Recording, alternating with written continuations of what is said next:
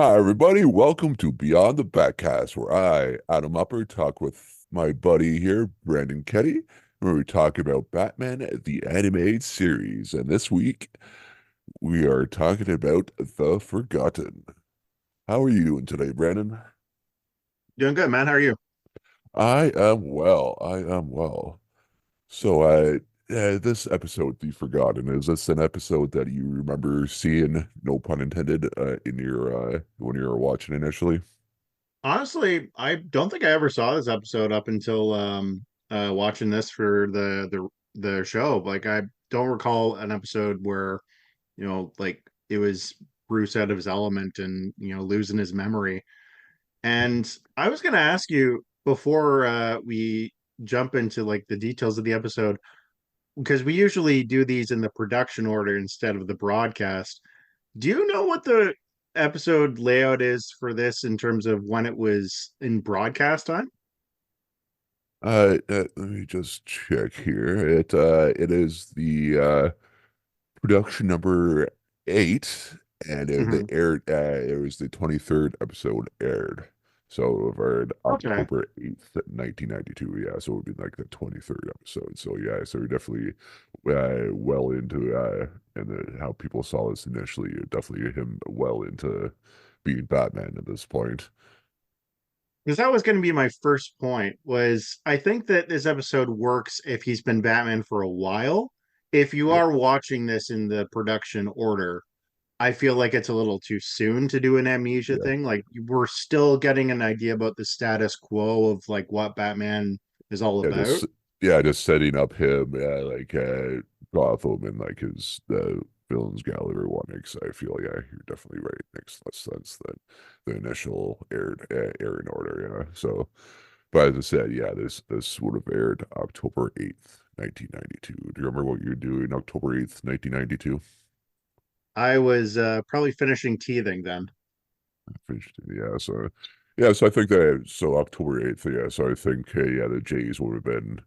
I think the World Series would be close, if not already, at this point in October 8th. Yeah, so I'm definitely either watching the Jays play I think it's Atlanta. Yeah, because I think when I first said this a few episodes ago, I think I said the Phillies were first, but it's definitely either playing Atlanta first in that series, the first of two. Yeah, so yeah, so this is The Forgotten, yeah. So this episode starts off with like a couple pigeons like sitting on a ledge in Gotham, which I definitely felt because now that I been living in Toronto for a while, deal with friggin' pigeons all the time, seeing them out about the place. So I like that little element, like in a bigger city always has those blasted pigeons.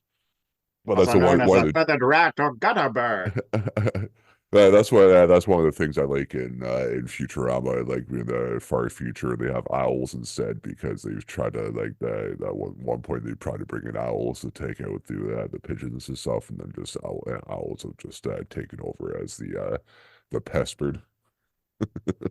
I can imagine that was Farnsworth's idea, if not him, one of his ancestors.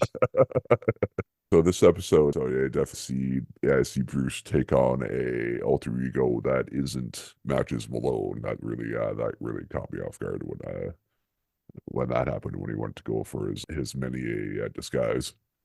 Yeah, he's got this whole closet full of disguises because he's looking into this mission place that was, like helping Yeah, out the soup kitchen. homeless. Yeah, because after the pigeons fly off, and they go down, and yeah, Bruce has actual Bruce Wayne, not as yeah, disguise or anything, is in a soup kitchen, just saying like, hey, if there's a helping out sort of thing, being like, hey, if there's anything I can do, let me know, sort of thing. Which, being a millionaire, you could probably at least make sure that it doesn't run out of money in a week, which is really good. So hopefully he's actually at the very least doing that already. And Yeah, he's then not the just guy signing a at check. the soup kitchen, so then the guy was saying like, "Hey, we're doing good, but I've noticed that they're have a sneaking suspicion that people are like homeless people are disappearing, and actually, a couple of my volunteers have disappeared as well." So yeah, so like yeah, you see that look on Bruce's face. He's like, I think I know somebody that could help out with this. So then we go cut to the Bat Cave, and then you see him going through the aforementioned head disguises and stuff to try and go out and see what's going on. And yeah, do you think that matches Malone is in the in those disguises? Because I like I'd because like I to because think I so. because I don't think, yeah, because yeah, from my recollection, the Matches Malone isn't all that much different than what he actually put on and stuff. Like, instead of like a 5 o'clock shadow, Matches has a mustache, no? I think, if I'm remembering correctly. His Matches Yeah, has a mustache, something like along a little those pencil. lines. I think, yeah. Yeah, this guy Gaff Morgan, his alias here, he kind of looks like a buff Steve Martin. Did you get that vibe? Oh, yeah, with the silver hair, yeah. That would be off-putting seeing like a buff Steve Martin Hey, being we all don't like know that that. Steve Martin doesn't work out. Yeah, that's what I'm saying. Yeah, I'd be if he just all of a sudden in the gossip news in the next week he sees he's all buff like what's his face that was playing Gordon in the Snyderverse movies. What's his face? Oh, Uh J.K. Simmons. J.K. Simmons. Yeah, he was like where he's like fucking super ripped for being like fucking 80 years old. Like J.K. Like- Simmons is getting to the gym. What's my excuse? if I'm ever that old and that buff, I'm going through some shit. So Yeah. So yeah, when he's getting the Gaff Morgan disguise, he goes to this alley and starts, asking around, and I guess managed to tip off one of the guys who are, like thinking he's asking too many questions. And then you see this scenario of which I really appreciated. Bruce basically managing to kick these guys' asses with his hands completely in his pockets. yeah, like unlike the last episode where Bullock freaking got like half a swing taken on him, he takes off, showing zero self-defense skills. Bruce on the other hand is showing off all the self-defense skills where he's able to figuratively and literally kick their asses just like with a couple swift kicks with his hands in his pockets. Then he's like, oh, okay, I'm being my smug self, not paying attention. And you think being secretly Batman, you would have heard the third guy come up and hit him in the back of the head with that little what are those things called that they have that those are just mainly made for, exactly that, where you're just knocking people out. Are those an actual thing or just for like cartoon things? Or I was it always something thought it was else? just like a tire iron or something, but Uh, yeah, uh, I don't know. It's like the thing that in The Simpsons where that guy just whacks Barney yeah, yeah, across the head. where it's like the third time we're always like, where'd you get that sent away? Yeah, even that's not an explanation of what that was. So yeah, it's Buddy given a because if anybody in the Bat universe is going to have like undiagnosed CT or head trauma, it's definitely going to be Batman, and especially this one because this is like the unarmored Batman. So he definitely doesn't. Yeah, so the only thing in between his head and that whatever hit him is some hair and a piece of cloth. At least the NFL was like, yeah, pretending to care and giving them some sort of like helmet to help with a head trauma, but not this Batman. You realize the NFL players are protected more than Batman. Hey. That explains a lot. Then he wakes up and he's like looks like he's in just like out in the desert, I guess. Is there like a desert outside Gotham? Is that what that was that what it is, or just like a canyon? That was Or my what it, first thinking is like, is he in like Arizona or like where the heck did he go? like Drove it over or like a they couple got put in Blood states. Gulch or something. Nice little box Yeah. canyon. Yeah, they said There's Box Canyon. so yeah, so blood. Yeah, so I guess they're in Blood Gulch then, as I call it from now on. Waiting for Sergeant Griff to show up Yeah. and the Warthog. Yeah, these So guys yes, are all hogtied together and they're in like a chain gang for, mining. I think it was gold for this I think at this one big point beaver camp. with the low rent Wilson Fisk said like said double the gold ore or whatever like that. And he's like, okay, so they're digging for gold. So I guess yes, it must be mountains. I guess because you don't really that's usually where gold is. I guess unless it's like in in a river, up in the Doctor's DC end of the woods. Unless they're looking for gold kryptonite. Is there a gold kryptonite? In the DCAU, I don't know if in this animated format, but there is in the comics. It takes away his powers permanently, Superman's. Oh, And it's featured very heavily in that Suicide Squad game that sucked crap. yeah, I still haven't played. Yeah, I got the whatever the DC game was before that. That came out like a year or two ago. I bought that, but I still haven't played it yet. Like is it is it a Teen Titans game or what was that game? I forget. The last one would probably been Gotham Knights, Yeah, which Gotham I Knights. That's would it. be surprised if Gotham Knights is not better than the Suicide Squad game. But Yeah. Yeah, no, I still need to play that still. I bought that like a while in. Like, plus, I still like the two Spider-Man games as well. I still need to play. I'm way behind on like superhero games. yeah, this guy you were mentioning, Discount Wilson Fisk. Apparently, his name is Boss Biggest, and oh yeah, no, I knew you'd get a kick out of that. Here's the best part: the character is apparently modeled after that fat, greasy guy from The Meaning of Life, Monty Python movie, who Oh, like is just inhaling food. The voice actor was actually eating food as he was recording his lines, uh, which I guess gives it a bit of three-dimensional performance, but at the yeah, yeah, same yeah. time, half the time he's just going like Uh, I'm just like uh, I have no idea what this dude's saying. like that's really good in the final product, but I would have hated it being like the guy person having in that as edit his dialogue just being like here not all the time. That would there was actually food in it. That would suck. Yeah, this guy is like splattered with grease stains all over his shirt. He looks like Big Daddy from that Simpsons spin-off showcase with Chief Wiggum. Oh yeah, yeah. It was Wiggum and Principal Skinner or whatever down Yeah, in Miami, I think, or whatever it was. Yeah. that's why I'm going with the name Biggest Daddiest. And if you get that reference, you're awesome. biggest. I mean, biggest daddiest. So yeah, So, he's demanding more work out of these guys, basically working them to the bone.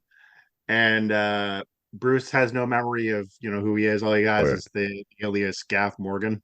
So yeah, so we find out like when he wakes up, yeah, that the knock to the head was that's why I'm making the bad CT jokes because yeah, they hit him enough to yeah to lose his memory for a bit as he's working with the guy, and then yeah, then you find out the bigger guy was one of the volunteers that the guy at the soup kitchen or whatever was talking about because the one guy said he was unemployed, like the smaller guy. The other guy was like, yeah, I was a volunteer at the soup kitchen, and then he's like, oh, then that kind of sparks a bit of memory and Bruce being like, hey, I that reminds me of something, but didn't quite jog all the memories yet, at least. And then yeah, then we cut back to yeah, Wayne Manor, and Alfred goes in to bring Bruce's food, and he notices that she's not there, and then goes down to the garage and notices like what is the Studebaker? Studebaker is missing. Was one of the cars, and then goes out and uses a tracker to find out where the car is. And then it's down at the Bowery, basically, or the docks. Yeah, so he mentions there's a tracking device in the Studebaker, which is smart and obviously Yeah, leads him to finding where Bruce left off on the trail. But here's my question. Bruce didn't tell Alfred he was going out. I mean, I guess Alfred just kind of goes with that idea that Bruce just kind of does whatever he it, uh, wants. yeah, it goes out each night, sort of thing. Yeah, so But why not put the tracking device in his belt? Like, why not? Or, well, I guess it was yeah, in the past on his person or something like that. you think he'd have one of those doggy trackers like in his neck or something like that, sort of thing, right? So just in This case is if Batman we're talking about, so he probably would do something like that. because yeah, because you would think that Batman would think of every scenario in the off chance that he actually does, get knocked in the head and get taken, get not on purpose, like the last episode in POV. or if he actually is going out not as Batman, he's probably at points shouldn't show that he's Batman. We might have to actually get taken against his will, sort of thing. Yeah, like either conscious or unconscious. So yeah, I would definitely think you would have had like a doggy tracker in them, not Yeah. just on the cars. So Alfred tracks it down to where it is, and then he shows who the thugs, like basically. Was it? Do you think they're showing that like they moved the car to where it was, or they're just coincidentally there as well? Do you think the thugs in the Well, I think car the truck? implication was that he found the tracker in the Studebaker, No, and man, no, I then meant I meant the thugs themselves. Do that were they dumped in the car there, or were they just happened to be there at the same time with the truck? Do you think? oh, I'm gonna assume that they were had to be there at the same time. Yeah. Yeah, yeah, well, that's the thing, because if they weren't like dumping the car there, then how would Alfred know that those were the guys that were part of taking Bruce? You know, it could just be like random truck, and they would have been following him to like the opposite side of Gotham where Bruce is, and he's like Yeah. following him, and he's like, what the fuck's going on? And then you find out like Bruce is dead because he followed the wrong truck or something. Bruce dies of dehydration in the middle of the desert, and Alfred's like, "Well, I killed my boss, but on the bright side, Uh, I managed to break a yeah. tow truck sting No, operation." I followed the unregistered uh, moving guys that undercut the legit moving guys. Yeah. Two guys, Also, I the love two that guys. Alfred's wearing a tuxedo to the junkyard. Well, yeah. Well, do you think Alfred has any other clothes than like their serving tuxes? Well, later on in the episode, he's wearing like a kind of sweater vest on top Oh, of yeah, his, that's right. like bow tie and like white shirt. So it's like Oh, he's yeah. got some loungewear. It's like Well, I I'm guess here if to he knows remind that, the people what civilization looks like. or yeah, if he knows that Bruce is gonna be out all night after he leaves at nightfall, he's like, oh fuck, I don't need to wear this. He's not gonna be back till about 6 o'clock when the sunrise is. So I don't need this tux anymore. This is my street tuxedo. So Alfred finds the tracker under the Studebaker and then sees the truck like with the thugs, and he puts the tracker on the goes under the truck and puts it on. And do we see that truck after, or does Bruce like wake up and figure out that he's Bruce and just kind of takes off? Like, do we see that truck again? I can't remember. I don't think we see the truck again because I think by the time that the episode kind of shows Bruce following this kind of breadcrumb trail of memories because like you saying he gets that little like blip of the mission. He's like, that sounds familiar. And then there's a mention of one thing or another that kind of points him slowly finding his way through the fog of his memory. Because there's another memory thing that he goes through, and he sees himself as Bruce Wayne in a memory in a mirror. Then I thought it was weird that he was laughing initially, because like that didn't seem like Bruce Wayne, but Susie started turning into the Joker and started laughing and pulls him, and I'm like, okay, yeah, that makes more sense, I think, than just if it was just Bruce Wayne laughing himself. I love any opportunity we get to like dive into Bruce's head and like his subconscious. There's that scene of him like being surrounded by homeless people and they're asking for handouts. Yeah. And like Bruce is like looking nervous as like hundreds of hands. It's like, is Bruce secretly afraid of homeless people? Is he like What? Stan Marsh from South Park? I don't have any change. I don't have any change. No, I just took it as because, like, yeah, you want to help them, but it just like that scene in the labyrinth. It was just like a ton of hands. It was just like it doesn't have enough money. Or reminded me of that one scene in Robin Hood, Prince of Thieves, where like they're going through trying to help him. He's like, "Sorry, no, I have no more change. Sorry, no more change." And then in that sequence of memories, they actually kind of touch on him as a kid with his parents. Well, I'm surprised over this is like what, like the eighth or ninth episode in, and we still have barely touched on his parents being dead.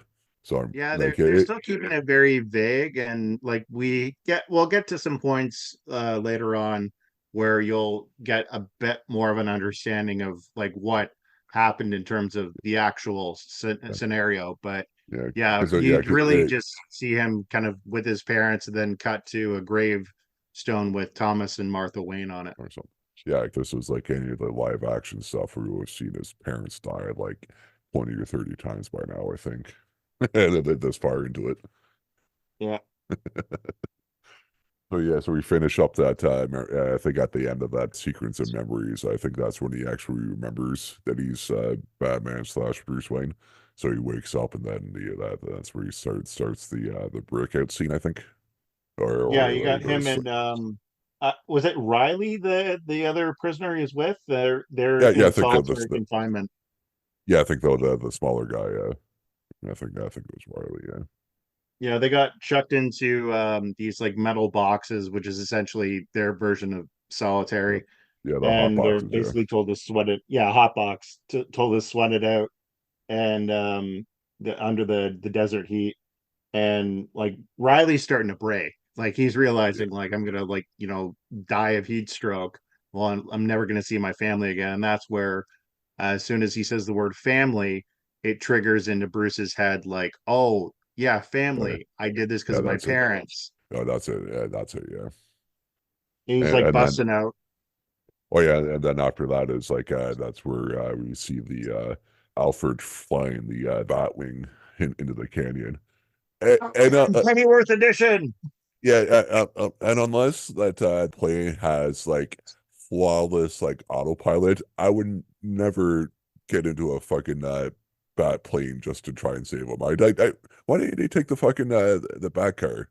Like, he can't. They couldn't have been that far away that you need to take the bat. Like, he was like, "Yeah, I'm going to fly the bat plane instead of like drive the bat car instead." I'm really We know that the autopilot is good because when Alfred says we're going to land, it's yeah, the ties it. autopilot says, don't land. He's like, I don't care. I'm going down there. It says your funeral. So Batman programmed this thing to have a sense of humor,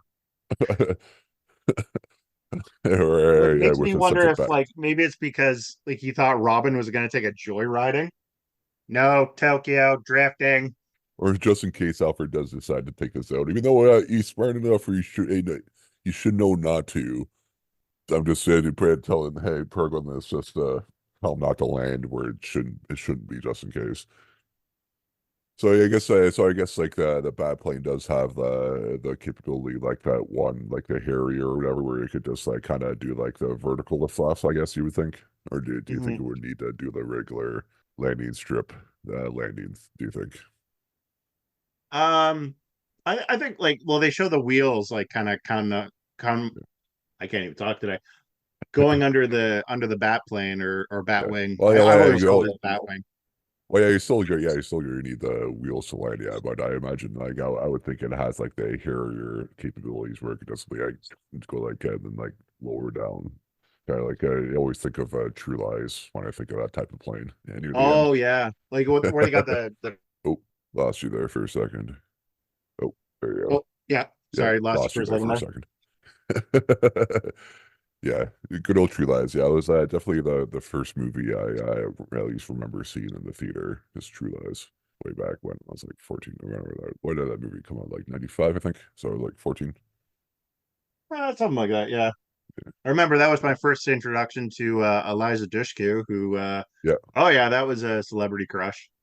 Yeah. Oh yeah, definitely. Yeah. So yeah, I think that might have been her first movie, or at least her first big thing. Yeah. And I never watched Buffy though, because I never got into that because Sarah Michelle Gellar bothered me for some reason. I don't know why. So But yeah, anyway, yeah. when So yeah, Alfred's landed in the plane, he actually manages like that's just as Bruce is breaking out. So talk about good timing. yeah. So And yeah, it's the Alfred is flying area. You see that Bruce does break out and he's running away, and then cuts back to the soup kitchen or whatever, where it's like the three of them there saying like, yeah, being like, okay, yeah, we're saved and everything. Wondering like the one guy like Riley was like, oh yeah, I'm gonna try it now. I have to try and find it, get a job and stuff. And then what about you? What are you doing? Talking to Bruce. That's where Alfred shows up and he's like, all right, Master Bruce. Shows up in the fucking super fancy car and they're like, Master Bruce. And then Yeah. then he gets in the car. He's like, "Well, I think I know if yeah, Master Bruce Wayne tech. I think I might know somebody that could get you a job." He's like, Yeah. "Gee, I have I one of wonder who many that could be." companies. I'm sure there's at least one empty slot for you to fill somewhere in my one of my companies. Let's face it, Bruce could definitely arrange the paperwork to make up a job for this guy. Yeah. If anything, he needs probably more security guards with all the heists that go on in Gotham. Yeah. What would you give this episode out of five out of control Batwings? I'm gonna give it 2.5 out of 5. 2.5? I think it's just middle for me. I like the ideas that it's going for, and the fact that it did come out later in the broadcast sequence than the production schedule here, I think works to the episode's benefit. But and it's kind of unfortunate that I'd seen an episode of the 2004 Batman cartoon where they do a similar concept of him losing his memory, and it's actually done a little bit better, unfortunately. It happens to, tie everything a little bit better. In terms of this episode, I think that the story needed a little bit more meat to it. And I like that you got to see a little bit more of agency for Alfred. That was good. But yeah, I'm gonna say it's gonna be a middle for me. Yeah, I was 2.5 to 3 out of control Batwings for me. Yeah, because I say yeah, it's kind of middly, and it's that it definitely in a show like this that's going to have like a lots of episodes. You're definitely going to have like a last memory episode. It's basically goes without saying. Yeah, so and then it was okay at best. I think so 2.5 to 3. I think for me. So any last words on this episode? I think I know how Bruce actually broke his back.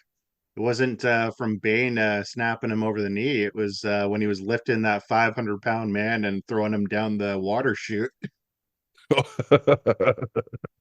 Oh, yeah, that's right. He Hey, you does do that guys, too. seriously, put me down.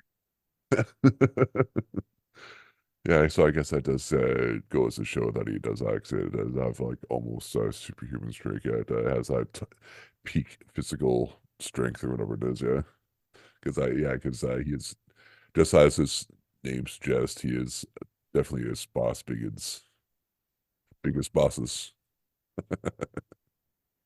All right, everybody, that is the episode for this week. Thank you for listening to us yammer on for how long it's been. And next week's episode would be another Joker episode, I believe, with Be a Clown. Follow us on Twitter /at Beyond Badcast, on Instagram at Beyond the Badcast, and you could follow, rate, and review on any of the major podcast streamers at Beyond the Badcast. And where can we find you on the internet, Braden? You can find me on Instagram at Alfred is Zaddy. That's Z Ooh, or Zaddy. Zaddy. All right, and you can follow me on Instagram at Stump Chunkman, and you can also listen to my other podcasts I do occasionally, where I still need to do another episode of that one. Is at the Multiverse of Marvel, and you can just find that on any of the major podcast platforms. And thank you much for joining us in the Batcave to talk about Batman the Animated Series at Beyond the Batcast. Goodbye, good chums. Kapow.